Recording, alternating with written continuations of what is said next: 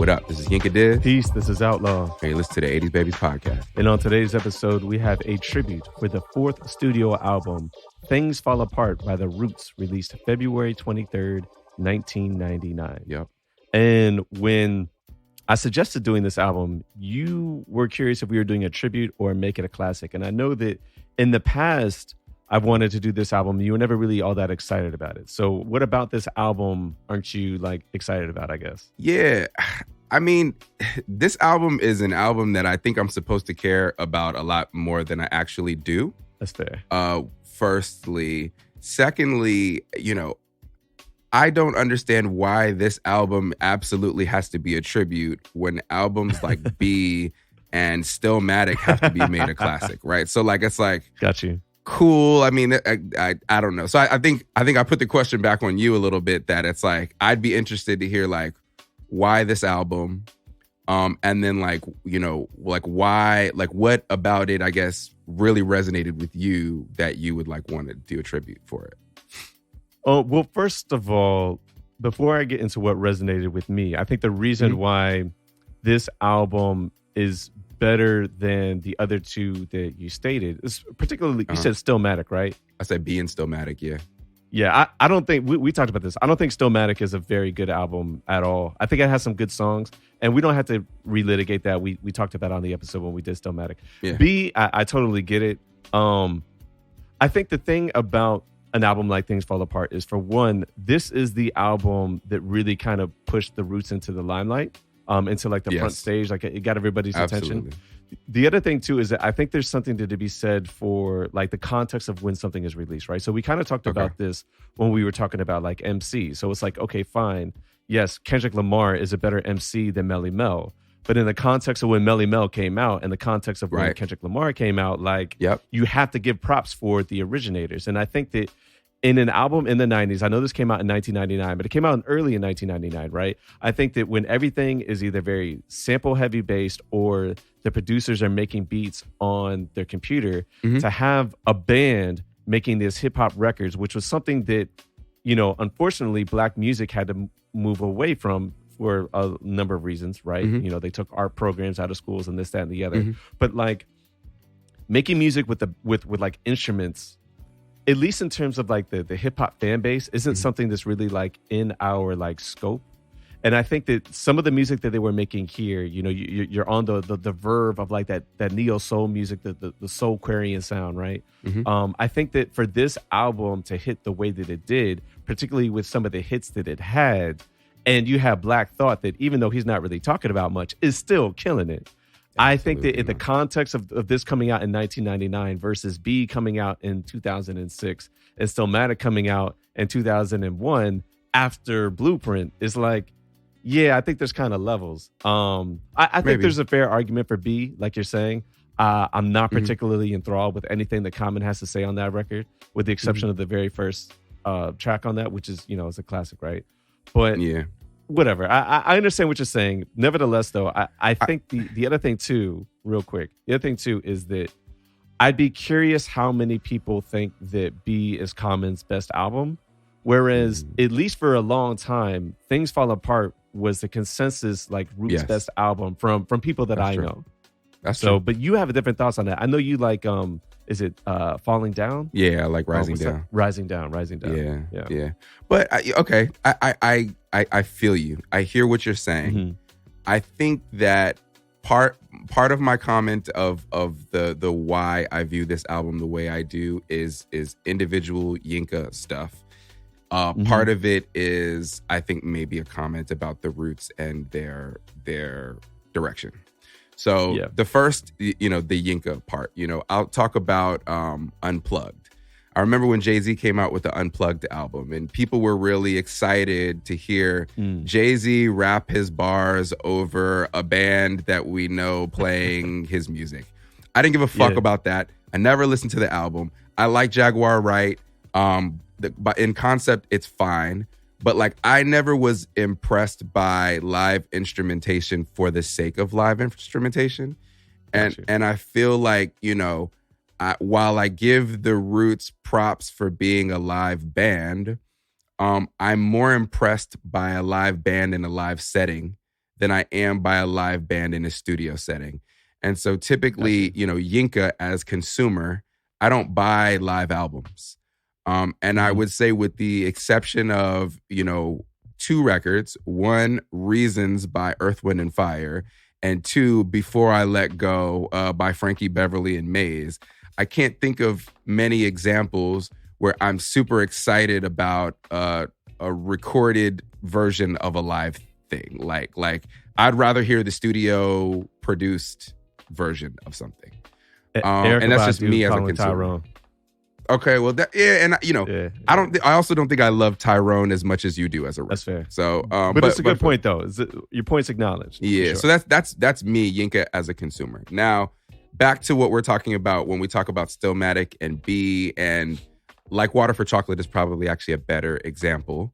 But I don't think that what Black Thought is doing here is very transcendent in terms of as an MC. I don't think that he's created much for me to connect with as a listener. And so, the difference between Like Water for Chocolate and this album to me is that on Like Water for Chocolate, Common created a world where I understood what he wanted me to take away from his album and, where he was trying to go. Okay. I think Things Fall Apart, and I guess I'm kind of getting into a low light a little bit, so maybe I'm skipping ahead a bit. But Things Fall Apart it kind of gives me 2 concepts that exist in space somewhere. So typically I think when you have an album like this, it's set either grounded in reality. We're the Roots. We're from Philly. And so it's like, okay, cool. You're from Philly. Tell me about Philly and how you interact with Philly. So, it might be Philly is a really rough city. However, we're kind of nerdy, earthy cats, so we don't really interact so much with that piece of it. We interact with the bohemian flea market side of Philly. Cool, I get that. Or maybe it's shit. We out here busting our gun. Philly is real. Like, okay, cool. But they do neither of those. Fine. Okay. The second is create a fantastic world that the group exists in, and then tell me about the fantastic world. So I'll give you an example of a good version of that, right? The Alcoholics.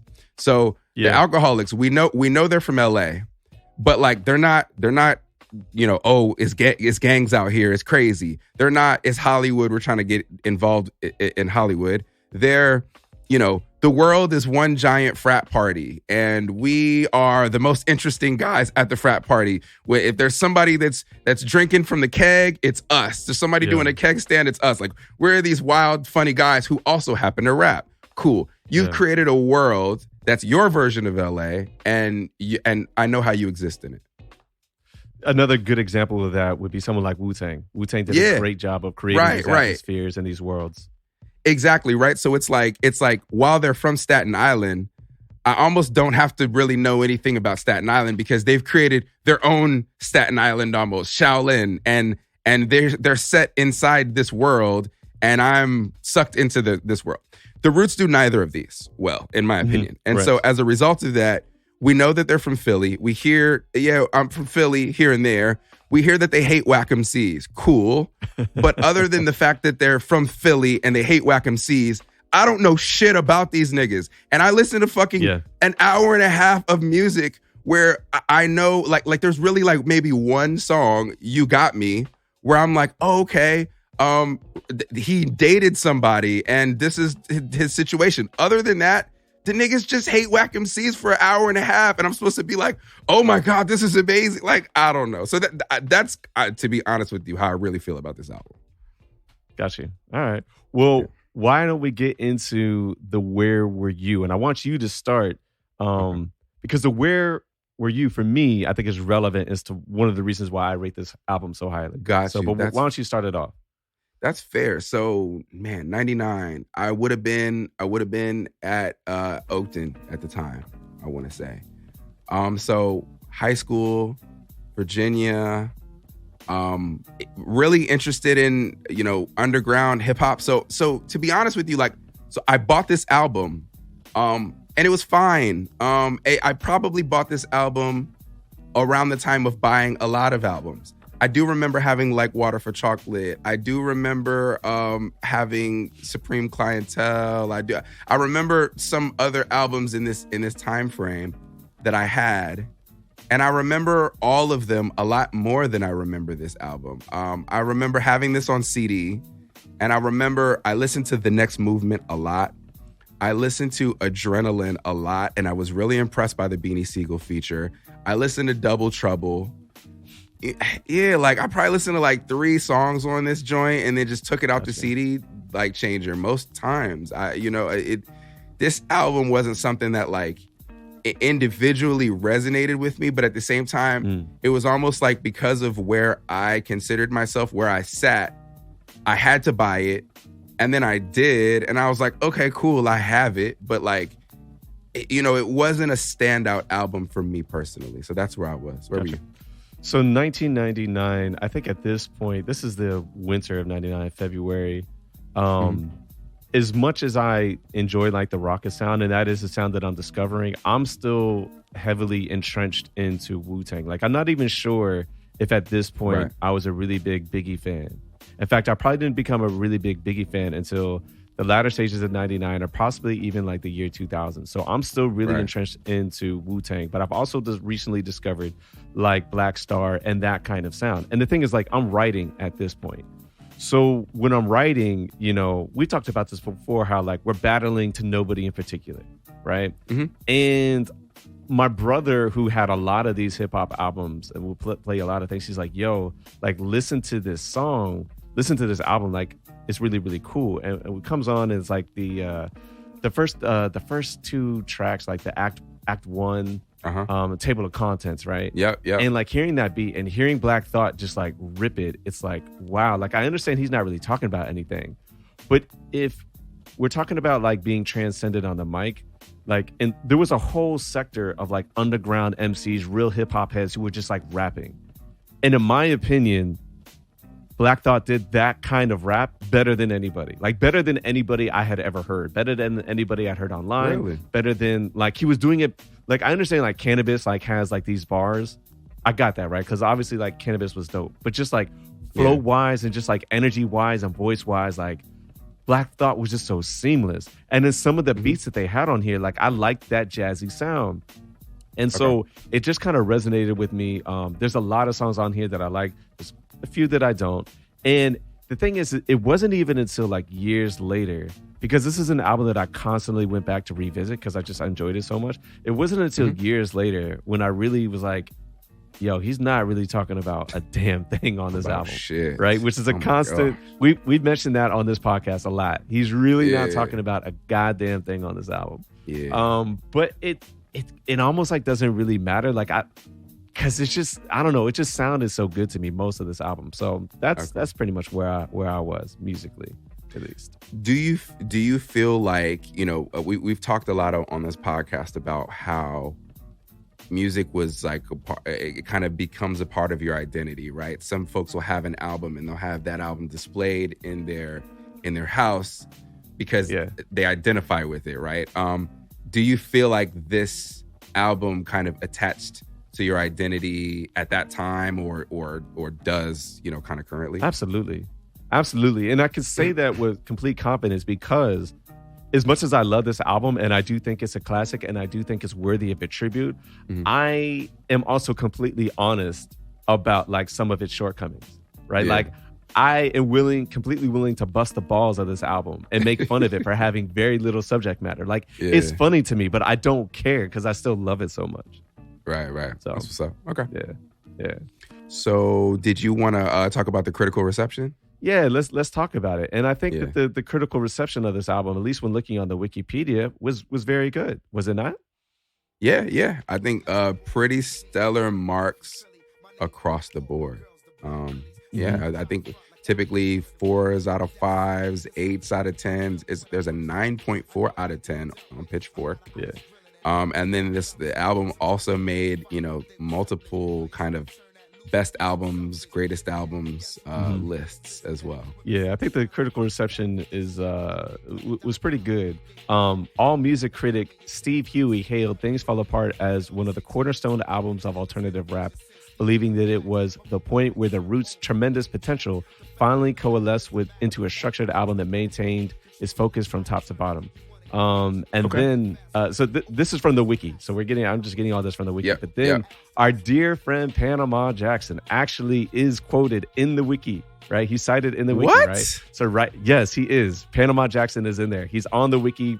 In the critical reception, when you go through there, he's on there, right? So writing for The Root in 2018. Shout out to Panama. That's big shit. Yes. Writing for The Root in 2018, Panama Jackson described Act 2, The Love of My Life, as one of the best beats in hip-hop history. It's so ethereal and beautiful and fit perfectly with the verses. So he's on there. So shout out to P. Shout out to Panama. Getting in the critical reception. That's huge, yo. Yeah. That's huge. I thought about actually sending you that article. I'm surprised that I thought that you would have seen his name in there. Yeah, I didn't look at it, but I'm looking at it now. That's crazy. Yeah, and oftentimes when we do the critical reception, we also like to discuss like how our friends feel about this album, right? Like our peers. And even if like not every Roots fan has this album as like their best Roots album, it's definitely like in their top like 2 or 3. That's saying something because the Roots have a lot of albums. Yeah. Right? I think they have at least, including their live albums, they have like at least 10, I would think. I'm going to keep it a thou out with you though. Part of that is people lost interest and stopped listening to Roots albums. So that's fair. That's fair. Yeah. So let's get into our lowlights first. Cool. Did you want to start or did you want me to start? Why don't you start? Okay. So my biggest low light is length. I think at this point the album is just too long. My second is lack of engaging subject matter. I said, you hate whack MCs, you have bars, what else? And let me expound on that point, right? Like, yes, please do. I was thinking about like why this doesn't really connect with me like as an album, very deeply, where albums like Strong Arm Steady and West Side Connection, which I know you're familiar with, at least what West Side Connection do a bit more. And I think, as I said earlier, it fails to do kind of what I would say the two ways of really setting the stage to create a group album that connects with folks, does. So it doesn't, to me, it doesn't do a great job of grounding in reality, and it doesn't do a great job of creating the world, which I talked about earlier. But I also don't think that like Black Thought as the lead narrator does enough to at least draw me into him as the lead character. And so, the group doesn't necessarily draw me into their story, and no individual draws me into their individual story either. And I think that's where I just don't really engage. So I don't know if you had comments on that before I move on. Well, we talked about this before. We even already mentioned it on this podcast, this episode, that this album has a lack of subject matter, which is really unfortunate because the songs don't really tie into what you would expect the theme of the album to be, the packaging of the album, which is the packaging is one of my highlights, and we'll expand on that later. Yes. But the songs don't really go into that. And I think that when you talk about the grounding of the album, it's a very good point, because on other albums, they do that. Like, Do You Want More definitely puts us into the mind frame of like the Roots itself. Like just creating this like kind of like jazzy landscape for them, and just like who we are and what we love. Like they have a song called like It's a Lazy Afternoon, which is okay. Like I feel you. It's just like, day in the life of Tariq Trotter, and it's just a lazy afternoon. And it's just a cool song. Like that puts you in the mind frame of the Roots. I think that something like Illadelph Half-Life puts you into that mindset of like what Philly is like for them. And all of the mentions of Philly on this album kind of sound like it's an inside joke, or it's like it's an inside thing. Like you have to be from Philly, you have to be from their neighborhood to know what they're talking about. The rest of us just hear like Philadelphia, like, all right, cool. Yeah. What else is there? What else is there? But I agree with you though. Yeah, I don't even know though that I agree with that point, and I agree with everything else that you said. But even the inside joke piece, right? Like, so for example, when I listen to Wu-Tang, right? They say things like "so" and the 1-6 ooh and all this shit, right? And it's like, I've listened to them for so long that I understand what they're saying. But initially, I knew that they were speaking a language of their Staten Island neighborhood, and it sounded cool enough that I was like, oh wow, like they're linked into their neighborhood. When I hear these niggas talk about Philly, I don't hear it like, oh, like these are like they must be speaking slang like that dudes from Philly know, or talking about locations that dudes from Philly know. Okay. It just sounds like they just pay lip service to like, we're from Philly, and then they like go, it's like, I guess. Yeah. I don't know. I got you. No, you know what? Maybe you're right. Maybe I'm being even too generous. But I do feel that at least on Philadelphia Half-Life, they speak much more about Philadelphia. And then on Do You Want More, it's much more just about the roots. About them. Whereas on here, it's not really much about anything. Like it's here like little bits and pieces, but it's not really much about anything. And it can make it difficult to connect with the album. But there's so many other things about it that I do enjoy that I still just enjoy this album. But I have more lowlights though. Yeah, go for it. So one of my other lowlights is Common. And yo, Common is like, he's like a pervert. You know what I mean? Like his verse on here, on one hand, I respect his verse on, Act 2. I respect it because there are like a lot of like hip hop references in the verse itself. Like, so I get that. Yeah. But like, he also, like the way that he equates hip hop to a woman, and then the things he's talking about that are done to the woman, it's almost like he gets off on seeing like women abused and like, I don't know. It's just weird. It's weird, bro. Like when I was younger, I didn't notice these things, right? Because I'm not thinking about the world like as a mature adult. And then like go back and I hear this verse and I hear other common verses and it's like, yo, like low key, I think you have a problem. Like, it's weird. So Common is a low light for me on here. I agree with you. I felt like though maybe it was just like, you know how this happens to me at work a lot, right? Like someone will create like a parallel or like a metaphor or something, and then people will keep trying to extend the metaphor, and they'll run out of things to say, and then it just becomes laughable, right? Like it's like okay, like you're just saying anything to like keep the metaphor going, right?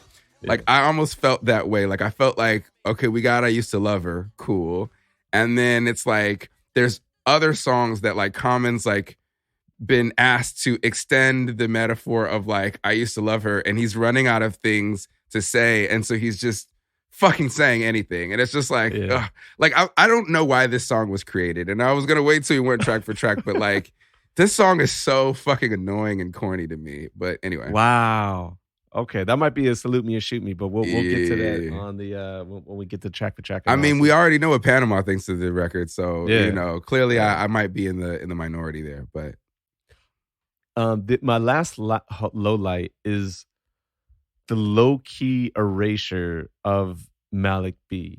Okay. And it's not that he's not featured on this album. He's actually featured on this album quite heavily. Right.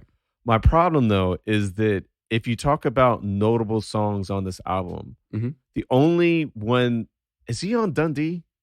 I think he might be on 100% Malik Dundee. B, 100% Dundee. Yeah, he's on there. He's on which I think. He rips Dundee, right? Yes. And he is on Adrenaline, but he's not the highlight of Adrenaline. Yeah. So when you think about songs like The Next Movement or Dynamite or Double Trouble or was it Act 2 or what's the other one? The other one that Dice Raw is on. Step Into the Realm. No, not Step Into the Realm. Ain't Saying Nothing New, right? Like when you think about like some notable songs on here, Malik B just like isn't featured, and it's just like you kind of have to get into the album and appreciate Malik B to get a sense of him. But it's like there's some songs like Dynamite has he has a dude who's Dynamite Dice what is it Rahani Saeed, right? Oh, and I'm sure Rahani Saeed is a cool individual. I'm sure he's got a great relationship to the Roots. I'm sure he deserves to be featured on this album. But like, why is he on that song? Why isn't Malik B on that song. Like it's catered perfectly to his voice and to his flow. Yeah. And to have a back and forth with Black Thought. And it's just like at the time, I didn't really think about it. But then, learning more about the roots and learning more about Malik B, rest in peace, and all, all the troubles that he had to deal with, the fact he couldn't go on the road and all the other personal things going on in his life, which we don't necessarily have to discuss. It's just kind of like, damn, like, I feel like he should have been a bigger part on the better songs on this album, and he's not, and it's just disappointing. That's fair. Yeah, that's fair. I know, outside of everything that occurred, even throughout this album, they talked a lot about how, like, his substance abuse issues impacted how much he could appear and things like that. So that might also have something to do with it. Yeah. So now let's get into the highlights, and what do you got for us, Yinka? Word. I got multiple highlights. So after I completely bashed Black Thought as a main character, I'll say Black Thought. Like, he so all right. Again, this is like a group that, and I've seen the Roots live. They're amazing, right? And as a frontman of a hip hop band, Black Thought is everything that you want and more as that. Yeah. And so, when I listen to this in that context, Black Thought is great. And, I love him more live, but, even in this context, Black Thought is great. Did you see the Roots when they came to Charlottesville when we were in school? Yes. Do you remember when he spent like the first half of that show rapping to the band and had his back to the audience? Yep. Do you remember that? Yeah. That was crazy. I was like, Black Thought, why are you being a dickhead? But it's also like, I love you. I guess you could do whatever you want. But like, why are you being a dickhead? Yeah. No, he's just so fantastic at that. I remember another thing I remember, because that same year that, I did the Ludacris and Freeway show where I helped set up and then I watched it. And then I did the same thing with the Roots. So I was at that show as well. But later that year, or maybe the next year, I went and saw them in Cali. I was back home for like the holiday or something like that. And it might have been maybe around my fourth year or something. But I remember This Is Why I'm Hot was the biggest song on the radio and everywhere. Mims. So, and the Mims song. And at some point, the band is playing songs that are hot on the radio, like the beats to songs that are hot on the radio. And Black Thought is just fucking punishing all of them. He's just the beat just switches up, and then he's on the mic and he's just killing it. And I remember This Is Why I'm Hot comes on, and you can just see, the beginning of the song just reverberating, doom, doom, doom, doom, doom, doom. And you can see the whole crowd just kind of looking around, because it's like, the Roots are an underground group, so they're kind of like, what's about to happen? And then when Black Thought starts rapping, the whole crowd just goes crazy ballistic.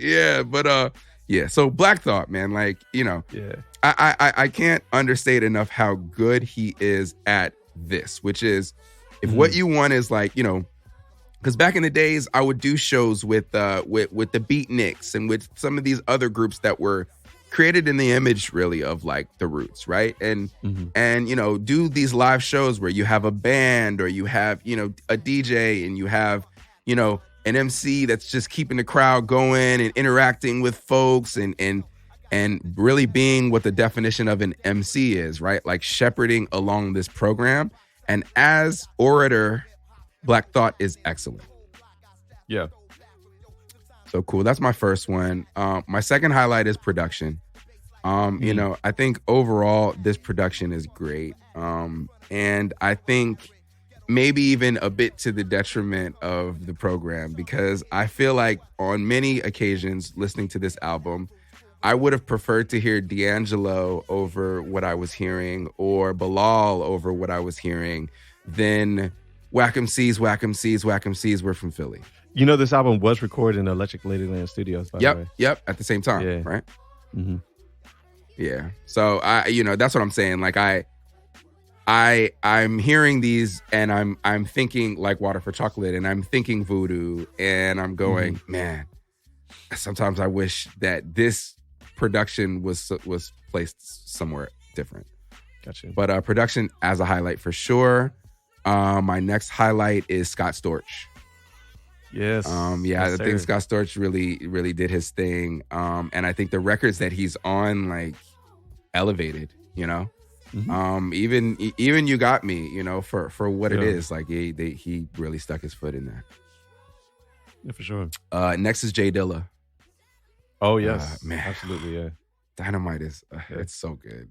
It's so good. And like, and I think, you know, in terms of, and I was going to get to this later, but in terms of how the album is paced and sequenced, the fact that you can stick a Jay Dilla production or a couple of Jay Dilla productions in the body of your album and it still flows, you know, because for some folks, these Jay Dilla productions stand out like sore thumbs because they're so nice and rich and complex, but it just flows perfectly. So Dilla, I got Rozelle as a as a highlight. I think in this time frame, I was a lot more impressed by beatboxing than I am now. But I feel like I really appreciated beats with beatboxing incorporated in them. Timbaland did it at times, and I really liked, you know, Rozelle on Dundee and the, you know, the joints that he performed on. Okay, I got like two more. Features. I think the features brought it. They sounded like they belonged there. And specifically the ones that were oriented around Philly, I think absolutely did help 100%. To create that world that I'm saying we lacked. And so I respect that. That Siegel, Eve, you know, Jill Scott on the original version, you know. Yeah. So, but Mos Def brought it. Badu brought it. You know what I mean? So everybody was good. Song structure or lack thereof. I think the fact that they switched it up and there were certain places where, you know, like they had like 3 verses, and then there were other joints that kind of was like just a verse and then instrumentation and it rides out and stuff like that, kept it interesting. Okay.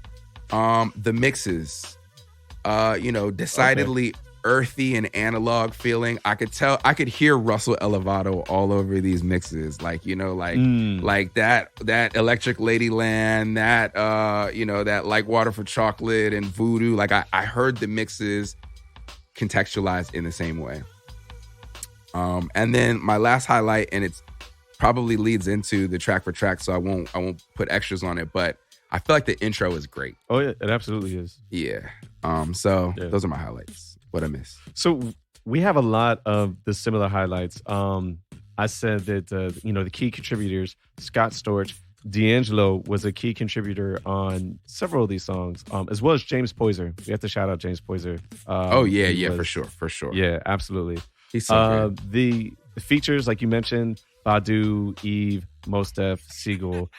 And, you know, I like Dice Raw. I like Dice Raw with the Roots. So I thought he was good here. And as well as Jill Scott, the introduction to Jill Scott as a writer, as a songwriter was really powerful as well. That's true. I also agree with you. Black Thought, to me, is a highlight.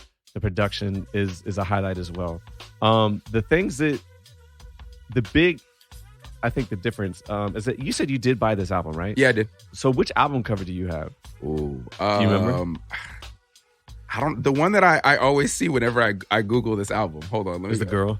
Let me go on. The girl being chased. Brooklyn. Yeah. So for me, one of the biggest highlights of this album, and also kind of like a disappointment, but it's the biggest highlight, is the packaging of this album. The packaging of this album is one of like the greatest hip hop packagings of an album of all time. Right? Okay. Like the fact that it's called Things Fall Apart. And then, you know, the CD itself is like very plain looking. It almost looks like some like generic thing, but it highlights the OK Player. And then you have all these different covers. And so like there's 5 covers. Like the one I have is the one of like the starving child in Somalia in 1990, right? But then you have the most famous one is the one that you often see online, where it's the woman being chased by 2 cops in Brooklyn, which apparently like that photo has actually kind of been lost. Like if not for this album, that would be a lost photo. Like no one knows who took it or something. That may be mistaken, but yeah, it's weird. There's another one. There's a bombed church. There's an abandoned baby in Shanghai South railway station in 1937. And then the most interesting one, which you're not likely to see, is like there's a mob boss who's been mutilated, and he's like I guess he's like dead or whatever, but he's holding like the ace of spades or something like that, like from a poker game. Okay. That one you're not going to see too often. But I think that when you combine like the packaging with the name of the album and the fact that like the band is called The Roots, like I'm expecting all of that in this album, and I'm not getting very much of any of that, which is like one of the biggest fucking yeah. Completely agree. Nevertheless, though, the packaging of this album is still great. And the liner notes. Yeah. The liner notes. Have you ever gone through and read the liner notes? I probably did back then. But again, I didn't love this album. So I probably didn't care that much, to be honest with you. Amir is dropping some nuggets, a lot of like nuggets in the liner notes. So, yeah. I think that on Questlove's podcast, because he talks about this album and the making of it all the time, one of the things that he was saying, though, was that like he felt really snubbed by the rollout of the album because he feels the way you feel about the covers, right? Like, I guess they put like a lot of intention into the covers, and apparently each of the covers was a different release. So I guess the thought was like one of the covers was supposed to be for the edited version, and another cover was supposed to be for the international version, and another so. But then like the label didn't roll it out exactly as they had planned. So like I think their expectation was that like that the cover thing was gonna like resonate more because of how they strategized it, but then it wasn't executed how they wanted it. Got you. Yeah. Okay. That is cool. I don't know that I've seen all the other covers, but I think that is a really, really cool concept. Yeah. I mean, I remember I had the choice, and I went with, I don't know why I went with the Hungry Child. If I had to do it over again, for without a doubt, I would try to find the one with the mob boss and the Ace of Spades card. Because it's rare. It's like a really, well, yeah, it's rare. It's also like just so different. Mm-hmm. Yeah, so I guess it's a little gruesome, but they're all gruesome. Mm-hmm. I mean, like, seeing a photo of a starving kid crying, like that's gruesome. Right. So, yep. All right, so let's get into the track for track analysis. Yeah, right? Let's do it. All right, so Act 1, Things Fall Apart. This is one of my favorite intros of all time. Yeah, I love it. I think this and Rising Down are my favorite Roots intros. But man, this is so good. And honestly, it's so good that it might explain my disdain for the album.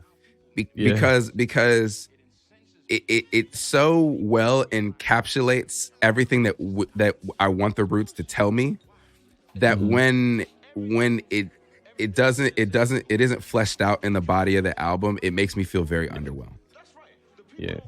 It's crazy because I first of all, to unpack this a little bit, it's taken from the conversation, the argument from Mo Better Blues, right? Yep. Between Bleak Gillum, who is Denzel's character, and Shadow Henderson, who's Wesley Snipes' character, right? And, Bleak is coming from the point of like, well, we go out to these shows and we see everybody except our people. This is our music. And Wesley Snipes is like, well, that's bullshit. If you play the things that they like, the people will come. Simple as that, right? And it's just like, it's one of those things where it's actually hard to be on either one of their sides because they're both kind of right and both kind of wrong. I guess like it's like the problem, like that is the problem. Yep. Right. But like one way is not the right, like stepping left or stepping right is not going to solve the problem. Yep. But it's interesting to hear them talk about it from their perspective, because the Roots, at least at that time, were notorious travelers, right? Like they toured a lot. That's how they made their bread. Right. And this is what they would see. And like they go to all these places and it's just like, where are our people? And then when you talk about all the different types of music, that this is like blues, rock, like jazz, like where are all the black people? Like why is it that we create something and it's great and then everybody else loves it and then we have to go on to something else, right? And the same thing is going to happen to hip hop, and it has happened to hip hop, right? And I think that to expound on that, I feel like because Questlove talks about this a lot, and apparently they had a manager who passed away, but apparently he was having this conversation with them all the time, and so he heard that and was like, "Oh my God, this is the fight that we're having," right? Because it was like, Quest and the band wanted to be these super esoteric, we're out there hippity hoppity guys. And, their manager is like, at the end of the day, cool, you guys are really smart and heady and all that other shit. But like, we need to make some money at this. So like, just fucking play what people want to hear. Right. And, they talk a lot about, I don't know if you know this, but like during the period of from Organics, maybe to like Philadelphia Half-Life, like that time frame, they end up like moving, maybe just before Philadelphia Half-Life, they ended up moving to the UK because they couldn't book any shows in the States, and they weren't really making a lot of money at music, right? And so the only place they were really able to book shows was in Europe. So their manager basically moves them to the UK, and they get this apartment above a fish and chips shop in the UK. And so they're there, but they're living as like starving artists. And so I think this conversation is like them essentially trying to conceptualize how the roots are, like what their path forward is, because as you're saying, they go to Europe and people love what they're doing in Europe, but then their people, the Black American hip hop people that they want to be connected with, aren't appreciating what they're doing at all. And so it's like, do we lean into this super gangsta, thug thing that's popping over there, or where do we find who we are and what our identity is? So I think this intro is amazing. It's perfect for that.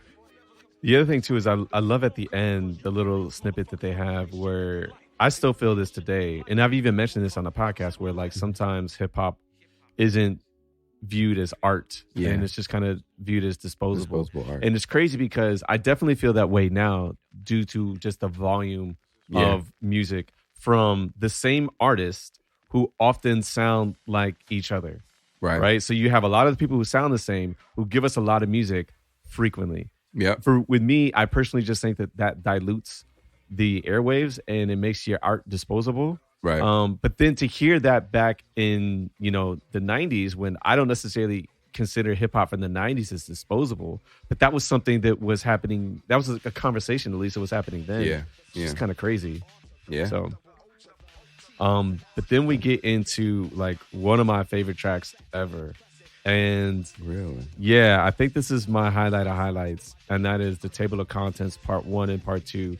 I enjoy Part 2, but particularly Part 1 is like, wow, what an intro into the roots, into Black Thought. And you have to understand, with the exception of like I Shall Proceed, because that was a hit, I wasn't really familiar with the roots. So really, this is like the first time I'm ever, You Got Me was a hit on the radio. So, I remember You Got Me, right? And that song actually is not what drew me to the album. My brother played it for me. And so this is like really kind of like my intro to the roots. And I was like, oh my God, this song is amazing. This beat is amazing. The energy is amazing. Black Thought, I didn't know you could rap like this. What is going on? It's nuts. Gotcha. Yeah. I don't think that this song was such a big thing to me, honestly. Gotcha. It just sounds like a guy freestyling. But he rips it to me though. Even though he's not talking about anything, but it was just like the flow and like the timing of his raps and just The other interesting thing too though is that I was reading the liner notes and I heard like where they got the song idea from. It's by this group called, I think it's called The Alliance, and the song is called Kibbles and Bits. And of course, back in the day, I could never find this song. Now, because the internet is more mature and we have things like YouTube, I've heard this song. And like the original song, the way that they took that original song and then repurposed it to make the version that they did is really, really cool. That's dope. So I also read somewhere that there were actually supposed to be 4 parts of the song rather than parts 1 and 2. And that the remaining 2 parts were produced by Dilla. But then they truncated it, and that supposedly they're going to put out some future project where they feature the remaining 2 parts. So that should be interesting as well. Yeah, interesting. I also like Malik B's part. I didn't initially when I was younger, but that beat is kind of dope. I don't think that Malik is the best on that beat, but that beat for part 2 is really, I don't know. I'm not sure if it should follow part 1, but nevertheless, that beat is sick. Yeah. So, anyway, so now we get into the next movement, and this is definitely a highlight for me. Yeah, definitely a highlight for me. This back in the day, this probably would have been my highlight of highlights. I don't know. It might even still be my highlight of house, just because it's just such a good song, and it's an easy song to engage with, right? Like you don't have to be like into hip hop or into anything specific to appreciate and enjoy it. Yeah. This is one where we have Jazzy Jeff is featured on it. He's the one doing the scratches. Yep. Which was interesting because the Roots, they weren't really supposed to do scratches. That's why they had Scratch, so he could do the audio scratch. Really? But it was something like, that's the reason why they got Scratch. Yeah. So that he could do like, he could mimic the turntable without them actually having to have a turntable. But Jeff is Philly, and he's legendary Philly. True. So I it made sense to me, at least. Yeah, I remember there was a video for this, which was pretty cool. And it actually, one of Thought's verses got featured as like when BET used to do their like lyric of the week. Okay. One of his verses got featured as the lyric of the week. This is one of those where like Black Thought he's actually saying a lot, but not really. Like it just does, like he's got a lot of bars on here, but again, it's just he's saying a lot of words. Yeah. But I thought that this video was really creative. I remember it, the video, if I remember correctly, right, is the one where like they're playing and they open up the curtains, and then you see the band playing, and then they close the curtains, and then they open them again, and then they're upside down, and then they close them again, and then they're sideways. Like, so I mean, it was just unique, and it was a good way to show like, hey, we're a band, right? Because that was a unique and novel thing in hip hop at the time. It definitely was. So it was dope. All right. So now we get into Step Into the Realm. Highlight, low light. Blah. It's fine. It's another what the fuck are you talking about? But I think if I remember correctly, Malik B does kind of rip it a little bit. I think he rips the next song more, but he has the back to the topic of the rap philosopher, something like that. But I mean, it's fine to me. Well, I don't know. What'd you think? I was kind of neutral about it. This one sounds like it has a subject matter, and it kind of does, but not really. It's weird. Like, I don't know. I just feel I'm not this is not a low light for me, but I'm not the biggest fan of this song. Like this stretch of songs, the Step Into the Realm and the Spark. This is kind of like a low light for me in general. So I think this reminds me, this hook reminds me of something that me and my crew would have made in like 9th or 10th grade. Like where it's like, step into the realm, you're bound to get caught. From this worldly life, you'll soon depart. And then it comes on, yo, I shoot the gift, like, you know what I mean? It's like, all right, bro, cool, that's fine. I think I would have, you talk about this album being too long. This is one of the songs I think, you probably could have trimmed from it. So what do you feel about, or how do you feel about the Spark? So I think that this hook is the corniest, wackest shit ever. It reminds me of every reason why like I used to hate like certain open mics. The feet that I walk with, the hair that I spit with, that like, bro, eyes what the fuck are you talking about? But Malik B fucking murders this song. And that's the one thing that I took away from this, is like, oh shit, Malik B can rap a little bit. So those are my thoughts. How about you? It's interesting because I want to say it's like a low light, and I think the collection of Step Into the Realm with the Spark together is a low light in the album for me. But I agree essentially with what you're saying. I think that Malik B, the verses on this are good, but his hook is kind of whack. That being said, though, there's some interesting things that they do with the beats that I kind of have respect for. But again, this isn't really doing it for me. Yeah, I think Malik B really, really ripped it. And that was my takeaway, right? He says, I didn't make highs yet, but that's my next project. I thought that was like a really high bar. And Malik B didn't have many verses, in my opinion. We didn't have many verses, period, but he didn't have much that impressed me, but I was impressed by him on this. And I felt like it woke me up because I was listening to it and I was really annoyed. I was annoyed with the feet that I walk with, the phlegm that I spit with, or whatever. Like, I'm like, oh my God, this is why I don't want to listen to this album. And then, Malik B's verse comes on, and he's like, "It's Abu Malik." Oh, I was like, "Oh snap, he can rap!" Like he was going off. So. The problem is that Black Thought is not on the song at all, and I think that if you wanted to have a song that Malik B was the feature on it, like he's the main performer, then at least let Black Thought do the hook. Yeah. And to have it breaking up, because if a song just of Malik B with this kind of beat and with this kind of hook is like, it's going to be a struggle. Yeah. I think it's the hook, man. Because to be honest with you, I would have loved to have like a Malik B like solo record where he tells us a bit about himself. Like he seems like he was an interesting cat. He had his own struggles. He had his own things that were going on in his life. And it would have been great to hear about that, to me personally. Yeah.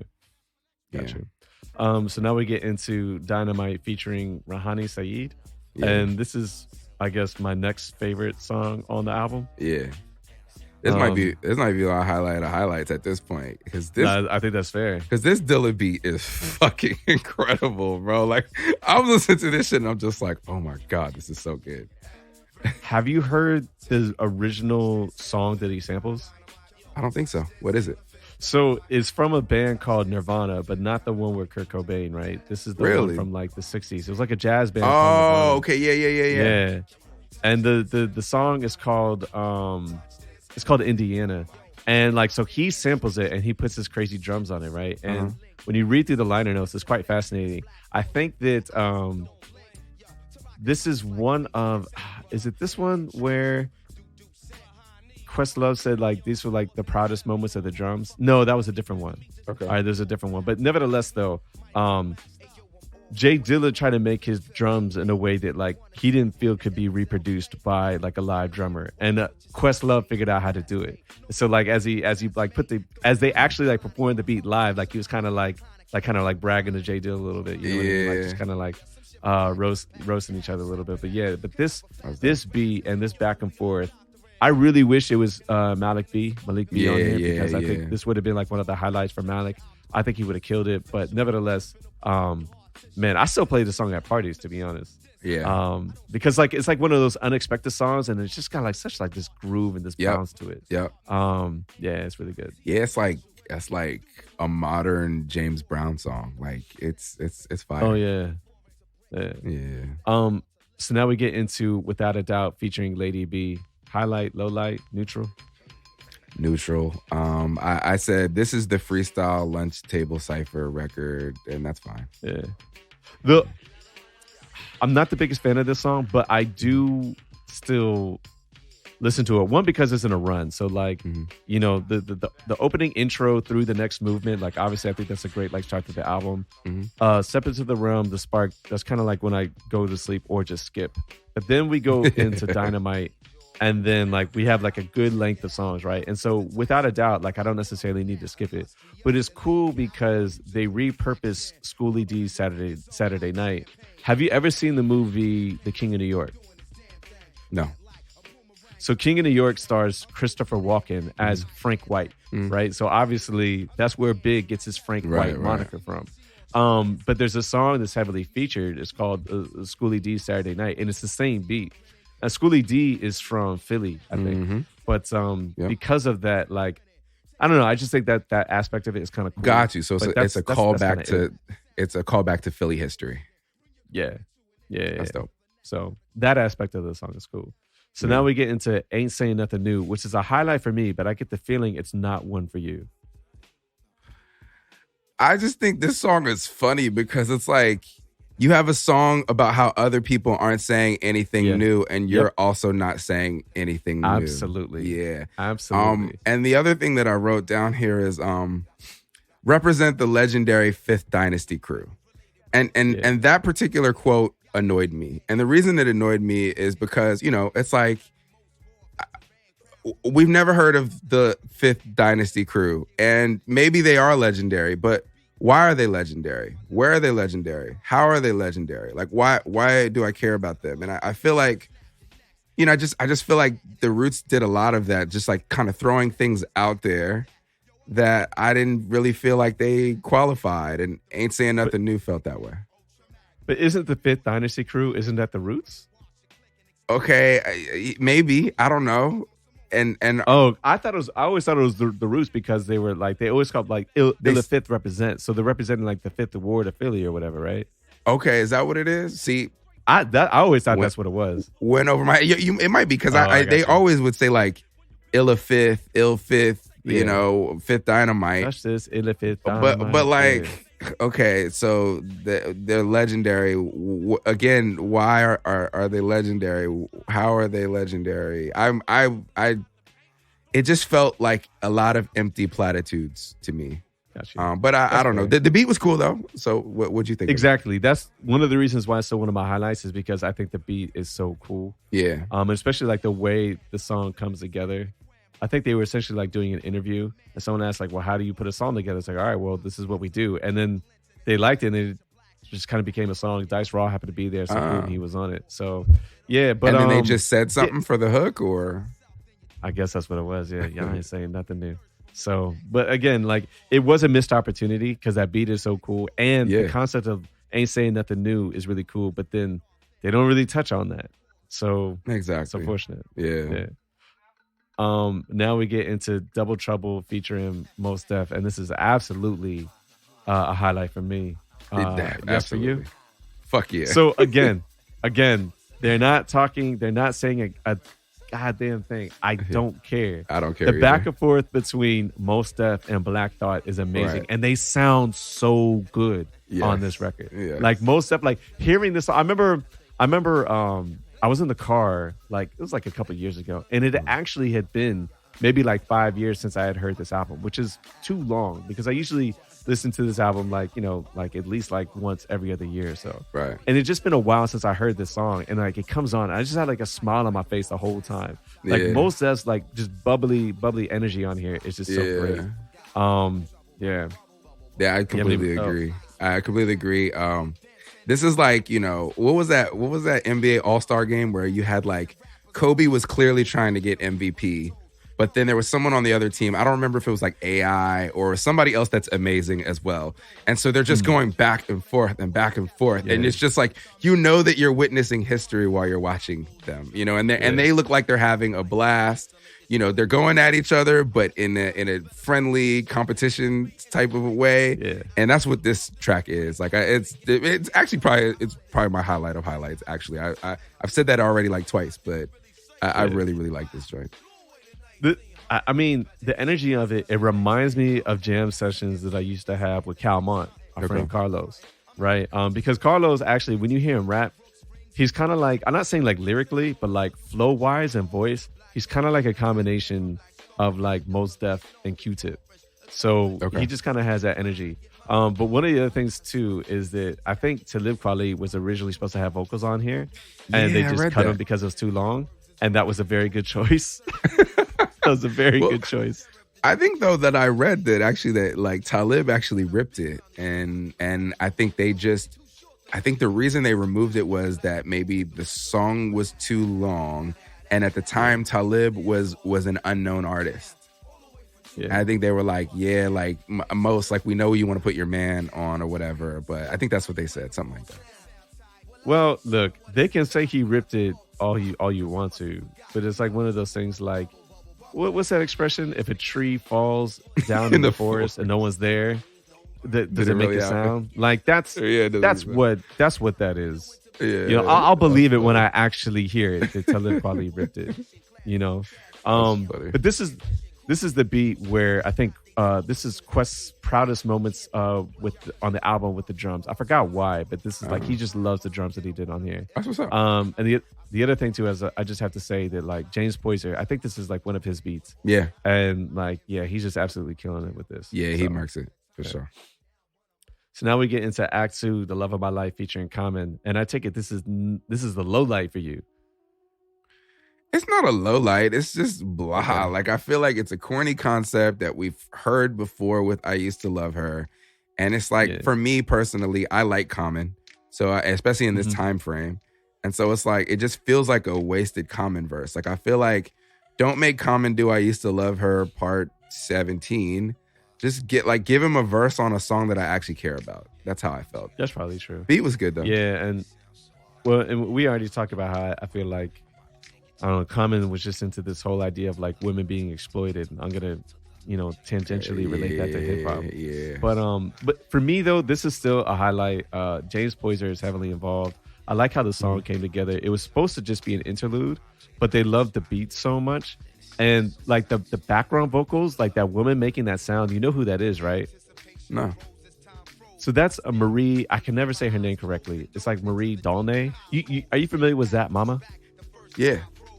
Yeah. That like the main person responsible for Zap Mama, who is incredible. If you ever seen her in concert, she's absolutely amazing. All like the different random things that she does, she is incredible. Like in a year where I saw Femi Kuti and Raphael Sadiq twice, Zap Mama and like the Black Cat with like not very many people in the audience was like the best show I'd ever seen that year. Wow. Like it was amazing. Wow. She's crazy, but she's the one who's putting like those background vocals for the song together.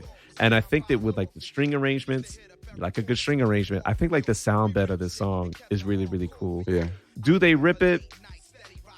I don't know. Conceptually, I like it. I don't think that I Used to Love Her has to be the only song that could do that. You know what I mean? But I don't know. I feel like if Common had a better verse on here, I would love it even more. But I like the song a lot. So you're not gonna catch any. I'm not gonna catch any shots from Panama for dissing this track. I think the whole concept of like hip hop, you the love of my life. Like, shut the fuck up, nigga. Get a girlfriend. Wow. Like, I don't know. This shit doesn't work for me. That's tough. That's just tough. me. Yeah. All right. Well, now we get into 100% Dundee, and this is a highlight for me. Yeah, it's a highlight. I think that this is probably Malik B. He is good on the Spark, but again, the hook is bad.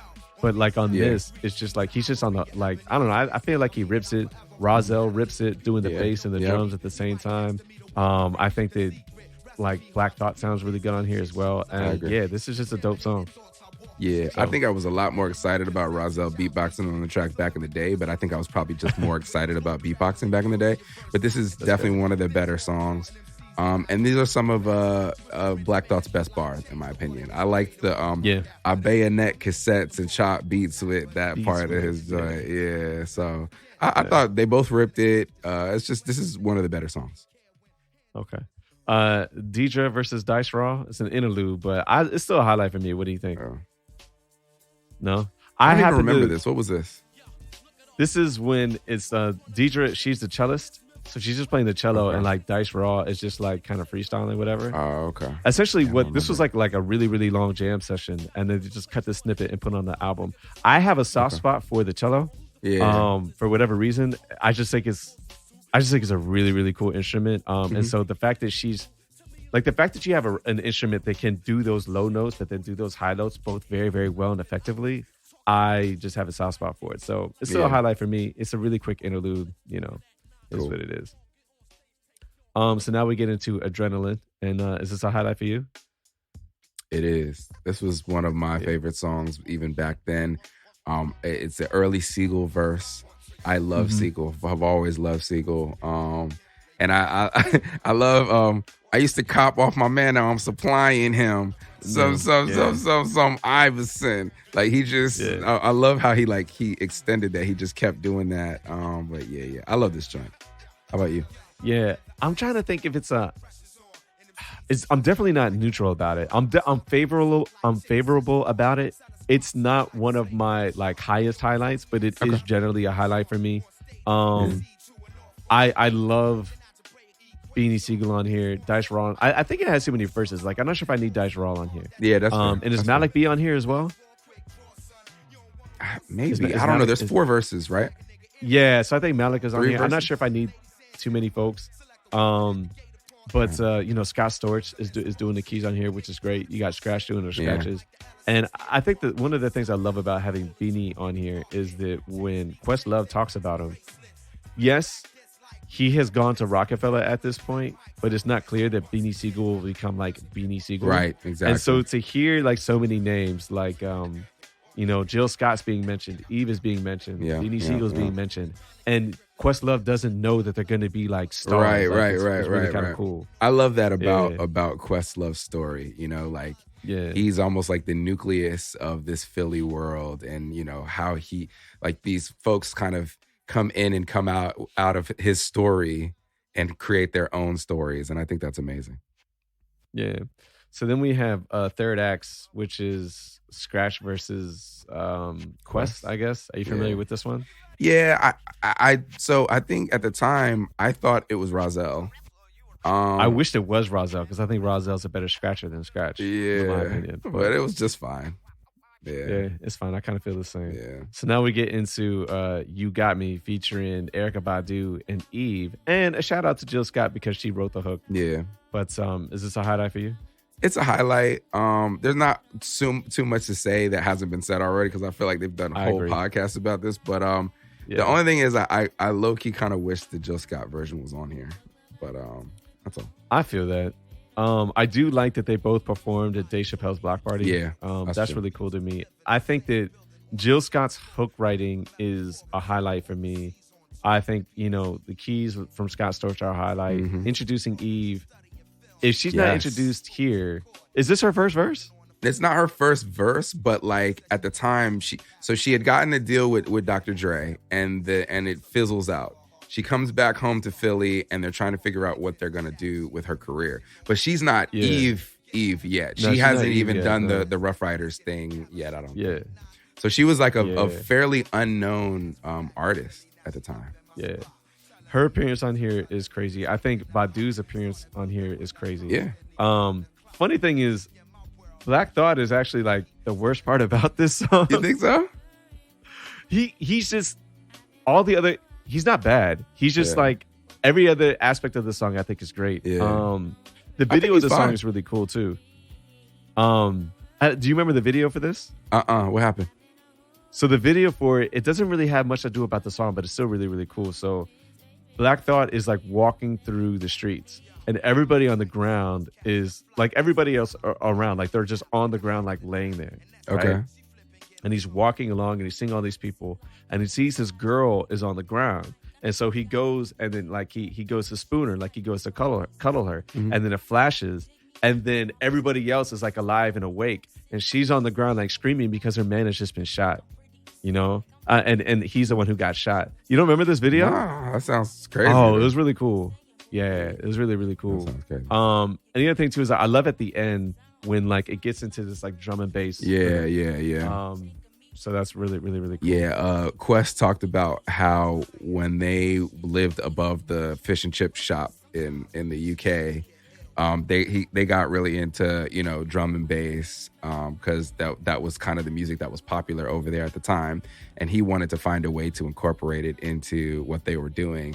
And he talked about how like everybody told him not to do that, and so like he damn near had to sneak that part on the album because like the label like wanted it off. They thought he was crazy, and he was like, no, like we're gonna do this. So I think that's a dope and bold move on his part. Got you. So now we get into Don't See Us featuring Dice Raw. How do you feel about this? I could have done without the song. It's fine. I feel like that's fair, but it's a highlight for me because we used to do this, right? Like I had friends who were like musicians, and like occasionally I was able to go and just like jam with them. Mm-hmm. We just put a beat together, and then we just start freestyling. Or just start rapping. Carlos was involved a couple times. A couple times I even got on the bass, and they're like, yo, just play like a couple of like notes and just like jam. Like you got rhythm. Mm-hmm. You don't have to do much. And it just kind of gave me that vibe. Like it reminds me of that. Yeah. So it's not a great song, but it's just a personal highlight for me just because I love the energy from it. Gotcha. So James Poyser is on here again. Yeah. Yeah. Then we have a Return to Innocence Lost featuring Ursula Rucker. Mm-hmm. How do you feel about this? Mixed. I feel like go ahead. I feel like in the same way that I felt about the intro, I felt that the outro was once again this deep story that was way deeper than anything that happened in the body of the album. Mm-hmm. And that was disappointing to me. So it was cool. It was nice. I also don't know that I understood the tie of Ursula Rucker to the group. Like why would she work with them? I forget. Is she from Philly? I don't know. That's why I guess what I'm kind of asking. I think she is. They have a long history. So for their first like 4 albums, maybe even I'm not sure she's on Phrenology. Okay. But like for their first 4 projects, she was always contributing to the outro of the album with the poem. Got it. Okay. Right. So this is not the first time she's done Got this. it. The Okay. 4th time she's done Okay. this. This is a song that was uncomfortable for me to hear back in the day. So I used to like kind of skip it. Yeah. Now same, I'm more actually. mature. I'm more grown, so I can get into it. Mm-hmm. Actually, musically, this song is quite fascinating. Okay. So retroactively, I'm not going to say it's a highlight, but retroactively, it's certainly a song I have a great deal of respect for. Mm-hmm. Versus back in the day, I used to just like skip it every chance I had. She is from Philly. I just looked it up. Yeah, Got it. so that's Okay. their connection. Uh-huh. And then we have Act 4, the end. This is the hidden track. How do you feel about this? Oh, I don't even know that I heard this record. I didn't have So this song is one of my highlights. Okay. It's one of my highlights. It's just I love this song so much. Again, Black Thought's not really talking about anything, but like the energy of the song and like the beat and like the abstractness of it, for it to just, I don't know. It's just Black Thought just spitting. Again, not talking about much, but I don't know. I just happen to really like this song. So Yeah. So I don't know. What are our closing thoughts about it? So can I make it a classic? Oh, yes, please. You know what? Actually, at the start of this episode, I was thinking, hey, I should have afforded you the opportunity to do that because I think on a recent tribute, I think I did that. I did that with Stillmatic, right? Yeah. So why don't you do that? Why don't you make this a classic? All right. So I got just a few tweaks that I would make to try to make this a classic in my mind because no diss to it, but it's not my favorite album.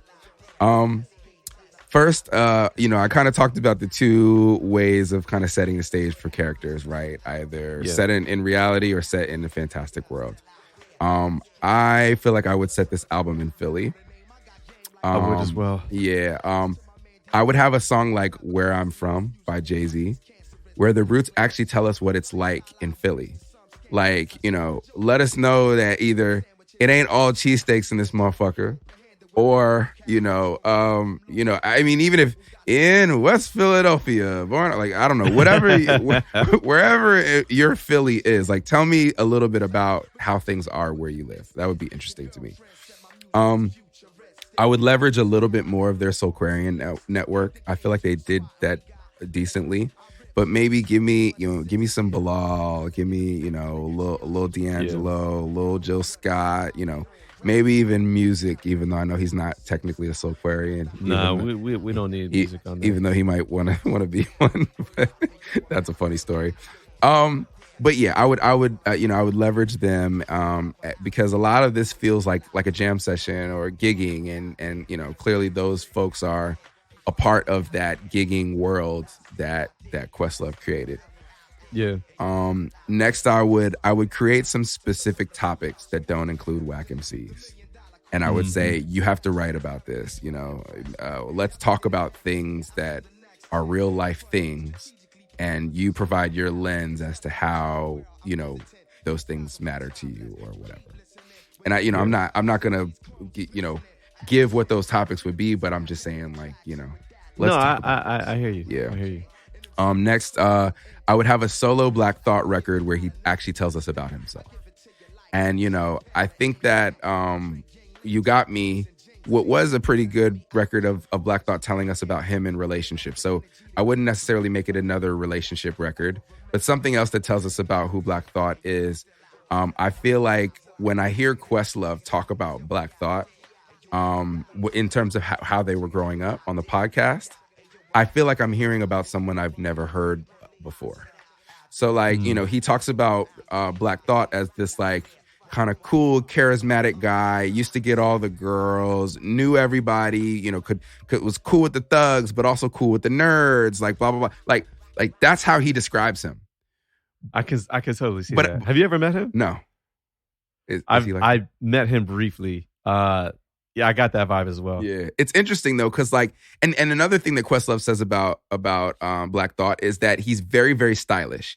He says that Black Thought wears only the top of the top purple label, most expensive designer shit. He said he was on designer shit before any other rapper was on designer shit. And I don't necessarily need him to rap about designer labels or anything like that, but if those things are the things that people that know you describe you as, like, I just give me a song where you tell me anything about yourself so that I feel like I know a little bit more about you. Then I would also have a solo Malik B record. And in my mind, I visualize this as something similar to like an 8 Million Stories by Fife.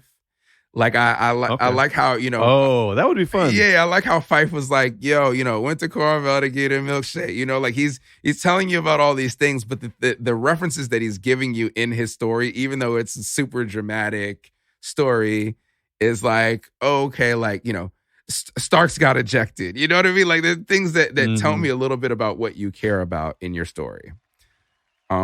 So I would have a quick groove style instrumental somewhere, and you. It sounds like, you know, you kind of give the cellist record a little bit of that, but like give me one where like it's just jamming with no you know rhymes on it.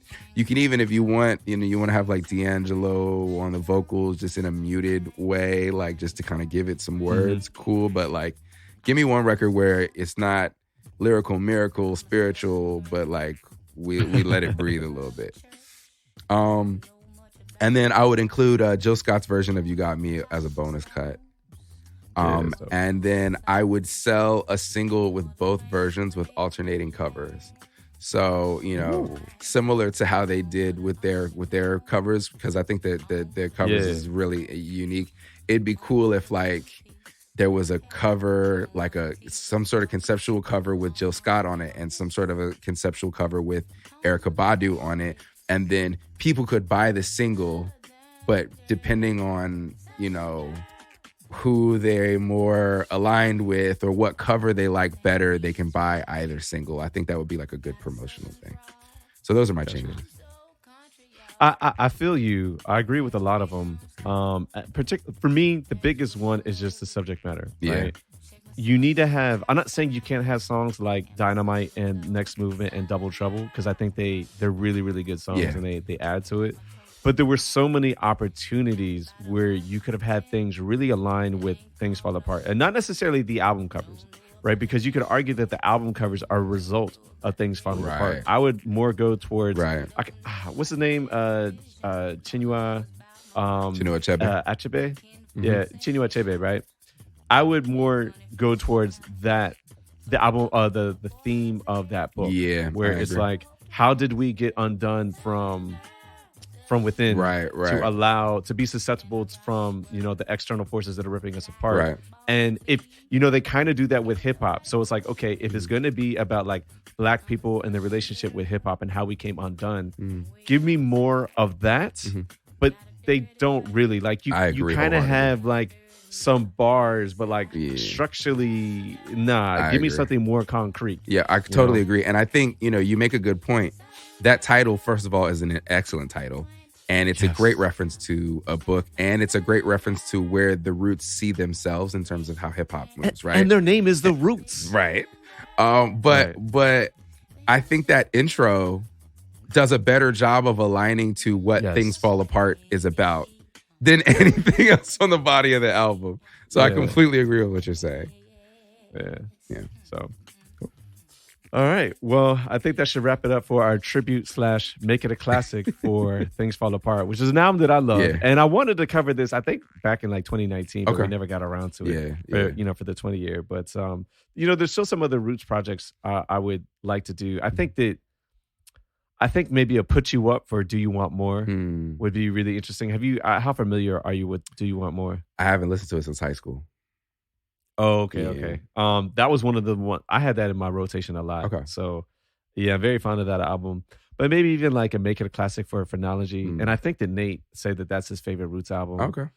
We could even do like a tribute for Rising Down. Yeah. And you know, for me, Tipping Point is an album that I think is rife for like a Make It a Classic, because there's so much potential and missed opportunities in that album. Yeah, that's a good idea. I'm not saying we have to cover all or any of these projects, but this is, you know, we've been doing the podcast for 6 years now, and this is the 5-6 years, is the first time we're actually talking about a dedicated Roots project or dedicated an episode to the Roots. It's far too long. So anyway, yeah, that's real. They caught shots in a salute me or shoot me early on, but other than that, we haven't talked about them a lot. Yeah. So all right, yo. Well, yeah, that should wrap it up. Hope you enjoyed the episode. Peace.